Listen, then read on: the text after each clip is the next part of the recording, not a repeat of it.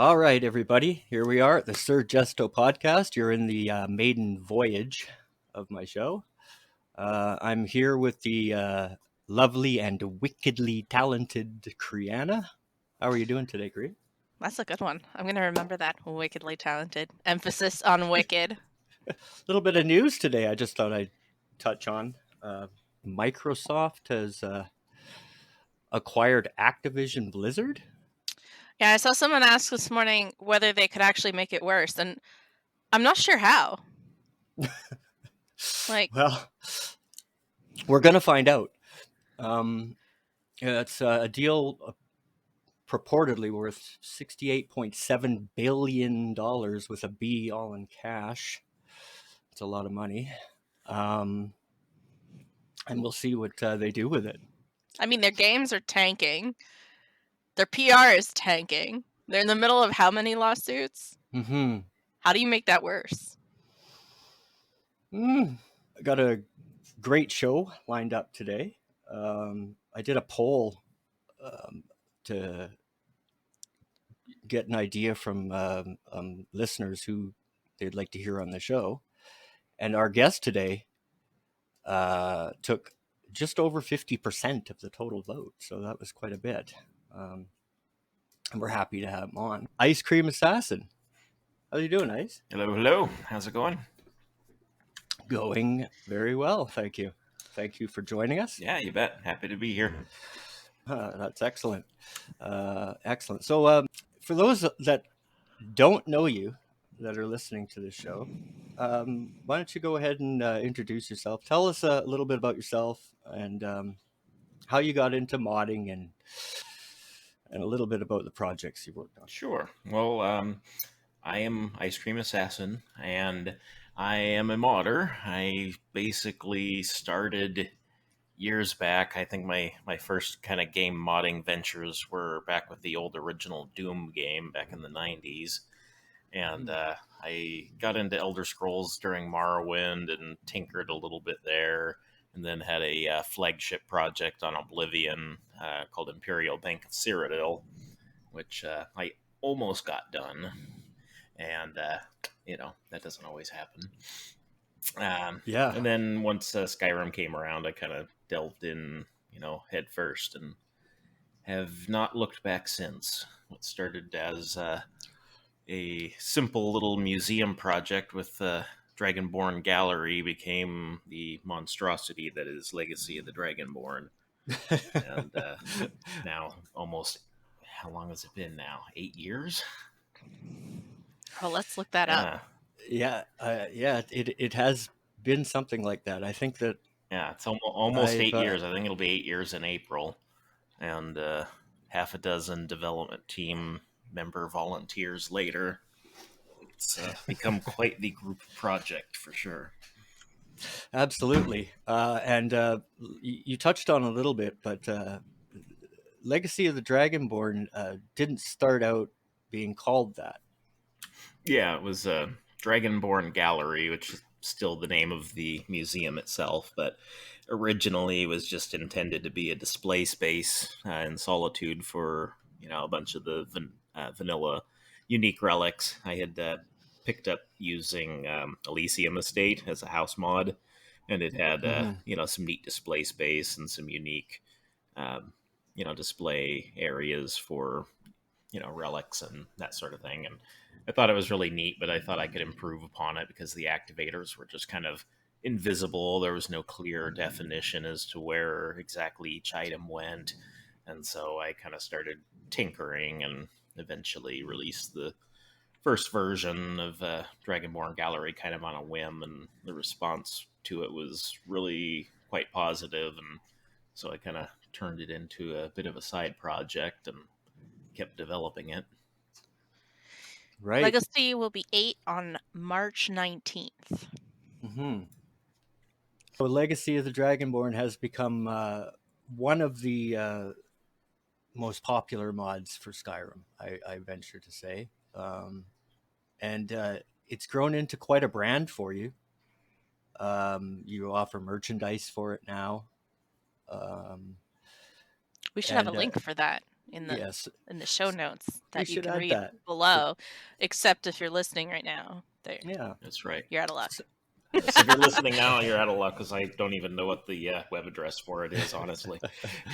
if you're listening live, you're out of luck, but we will add it to the show notes for those that are listening to this after the fact. So Although one of our listeners has asked, how are you proud of and how do you feel about how far Legacy has come since that first 5 versions? I'm both thrilled and humbled by the response and how well it's been received and how well it's been supported by the community.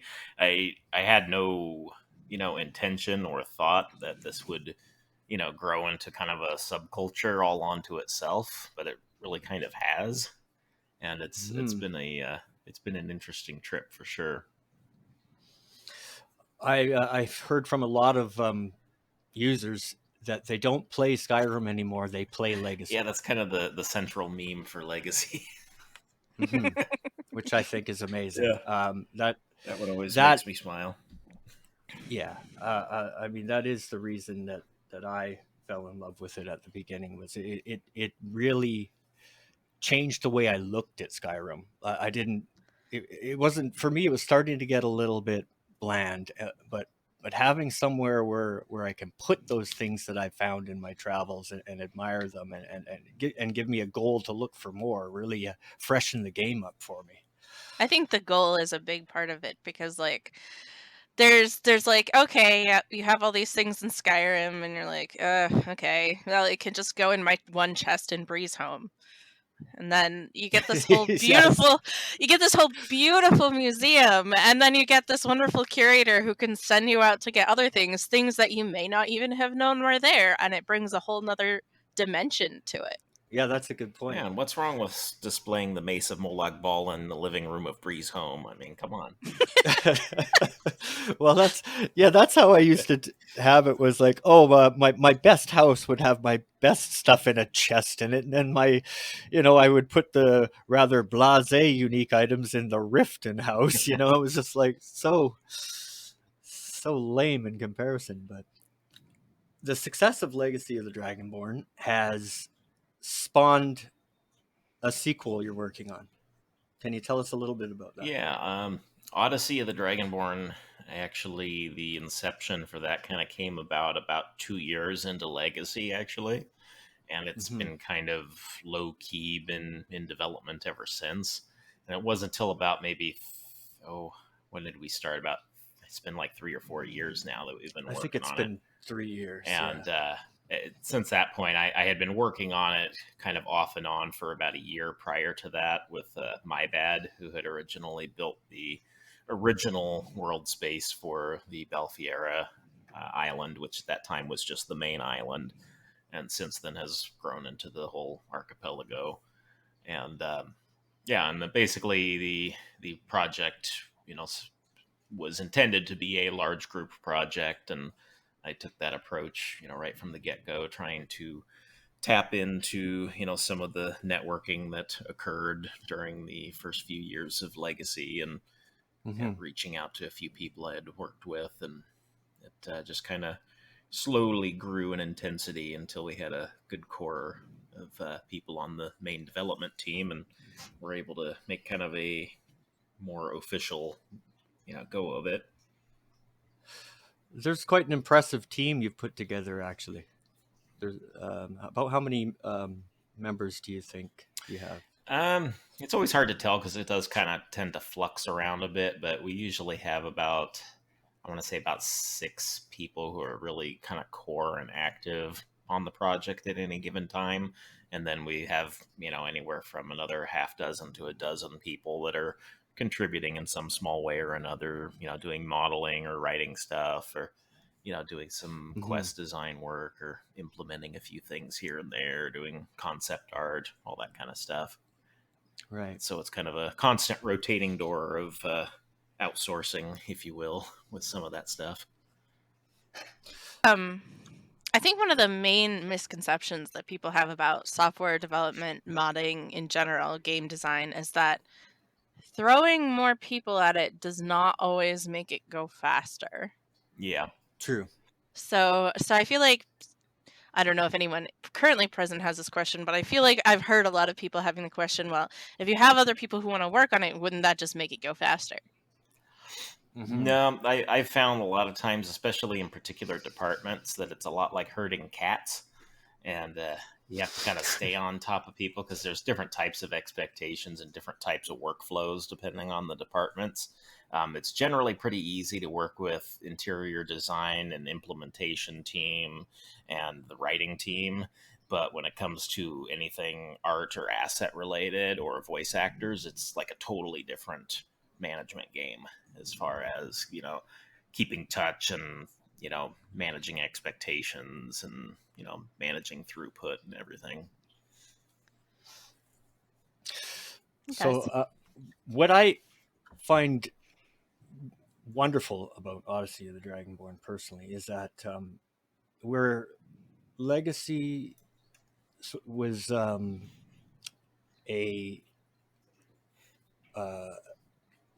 museum that you added quests to later, Odyssey right off the hop is a new world quest mod, basically.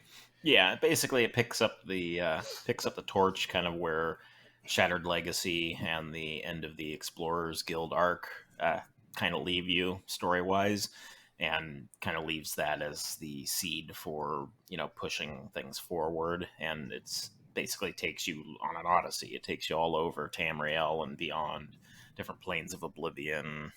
We'll be seeing all sorts of new world spaces and different areas, and we're going to be focusing in more, so we're not going to be producing entire provinces. We'll just be kind of focusing on particular regions of them, and really developing them out, both kind of aesthetically and thematically, quest wise and population wise. They're going to be really dense and really rich. We've got a question in the chat. Question for you, Mr. Assassin. What's your favorite Legacy of the Dragonborn added item that's not your spoon? God, that is a tough one. I think I have a pretty high affinity for the for just all the Explorer relics.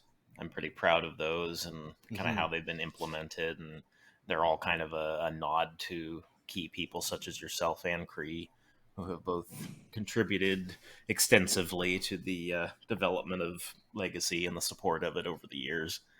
And so each one of those is kind of a nod to a different person who's had a major impact on it. And I just like the idea of a unique item that has, unique lore behind it and also unique abilities to them, introducing new mechanics and, new fun tools that you can implement in your game. Just collecting them and having them all on display together is also really fun. Yeah, they are quite fun items. I'm not surprised that you didn't say Dawnblade and Duskblade. That thing's been a thorn in my side ever since I programmed the elements of that thing. It's had to be reworked several times.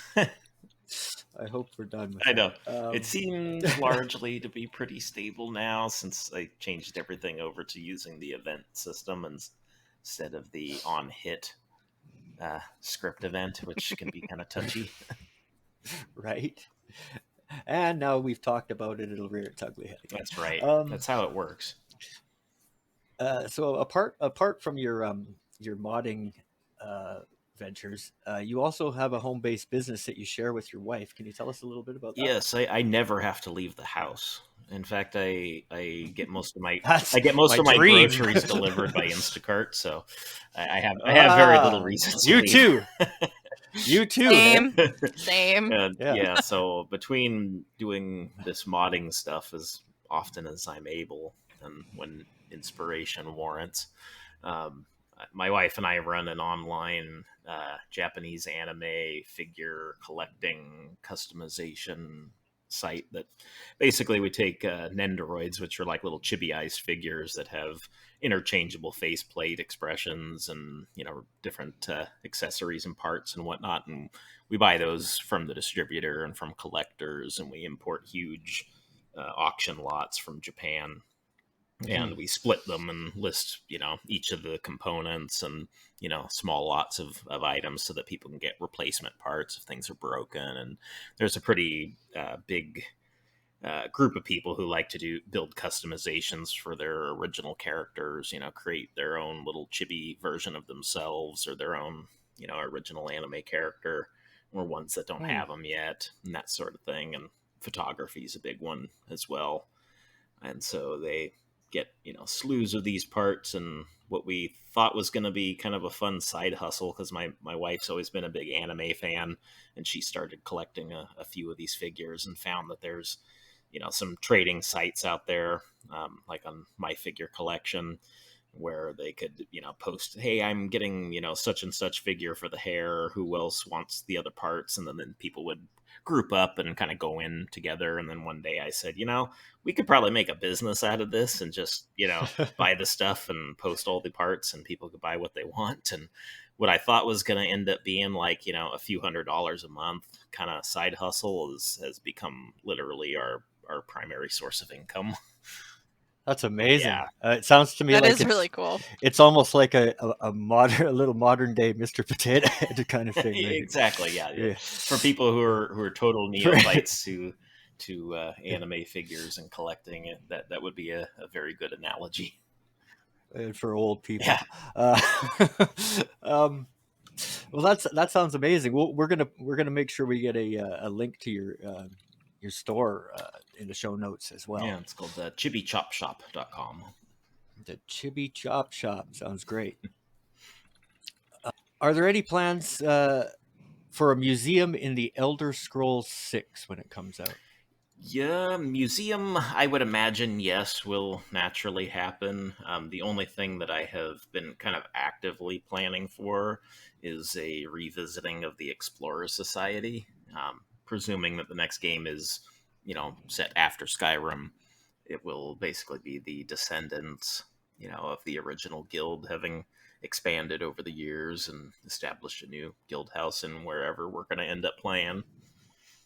And I've got a few basic premises kind of laid out for how it's going to operate. It'll basically be a pre-established actual guild faction that you join from the bottom up and kind of work your way up through the ranks, and actually has more structured systems for building your reputation with the guild, kind of more Oblivion style, because Skyrim kind of was a glaze over of guild mechanics in many respects. Right. Wait, what's a guild mechanic in Skyrim? Exactly. Is there one? Is there actually? You join the guild, you do one quest, and you become the guild master. Yes, then you're the boss, and you get to boss no one around for anything. And that's right. They're all still dicks to you. But yes. So I do have plans for a revisitation of the Explorer Society, but museum, I think, will naturally happen either through that, where the museum becomes kind of the backdrop against the Explorer Society, whereas in Skyrim it was kind of the other way around. Or it might be a standalone thing. I don't know. Question I want to get to in the chat. Ice, this is from Flaming Bird 101. Do you feel that having 8 total acts is too ambitious for Odyssey? Yeah, it is.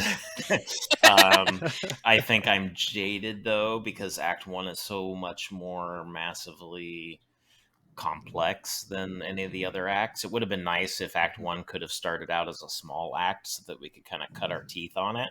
But we've kind of had to develop, it's going to be the largest space because it's kind of going to be the central hub for much of the overarching story. And it's going to see major presence in Act 1 and Act 3 and Act 8.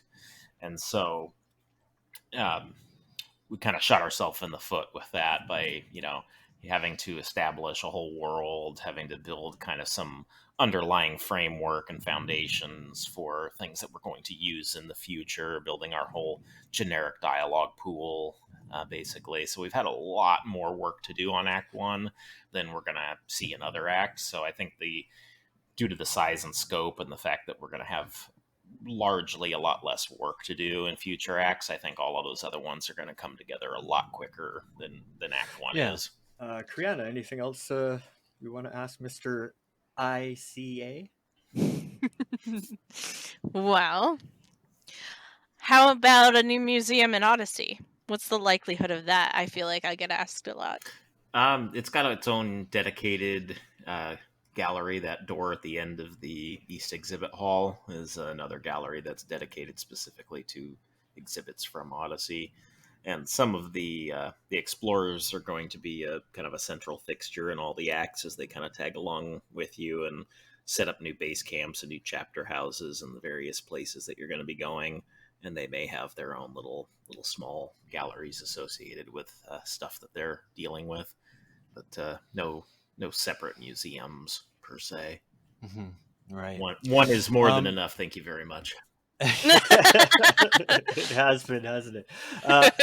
And something I'm just reminded of now too. A prerequisite for starting the Odyssey campaign will be you've got to complete the Legacy main quest, isn't that right? Yep, the Legacy main quest as well as the Vanilla main quest, the Killing of Alduin spoiler. What? Alduin dies? Oh my god! I need time to process this. That and the Explorer's third excavation. Those are the three hard Trials of Trinamac. Yeah. This is where I keep my mouth firmly closed. Everything else is optional, and stuff throughout Odyssey is going to do a lot of checking back to see what you've done as a character throughout your game. So there's going to be a lot of conditional checks that will make basically the stories play out differently and make your options quite a bit different depending on what you've done with some of the other integral quests along the way.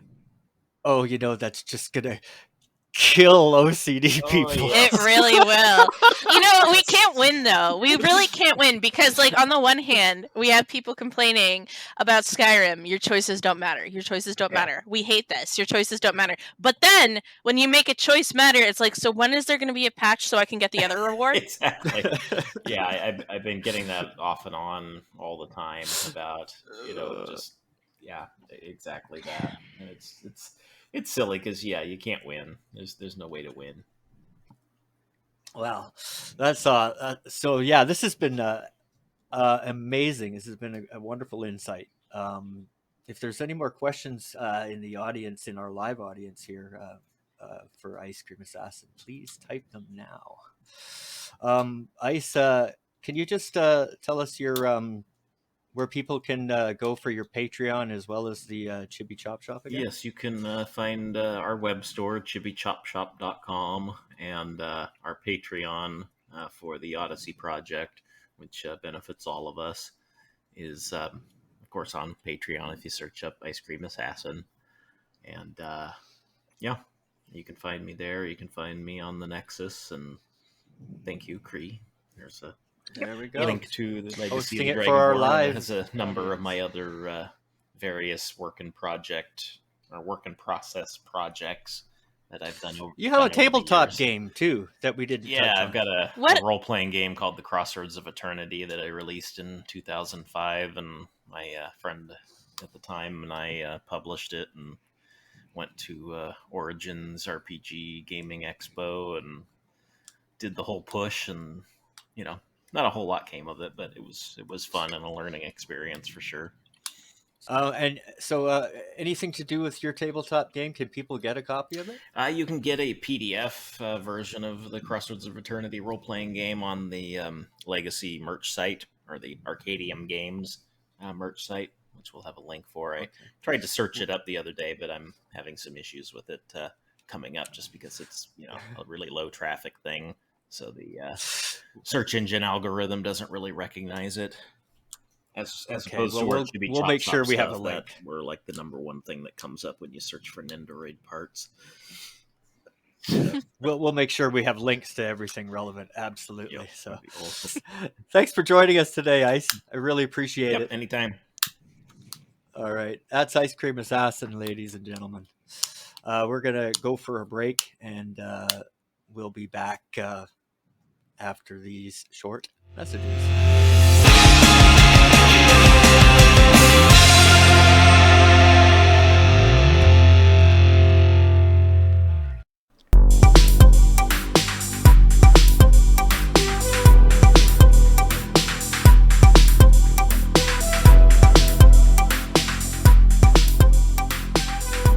Welcome back to the SirJesto Podcast.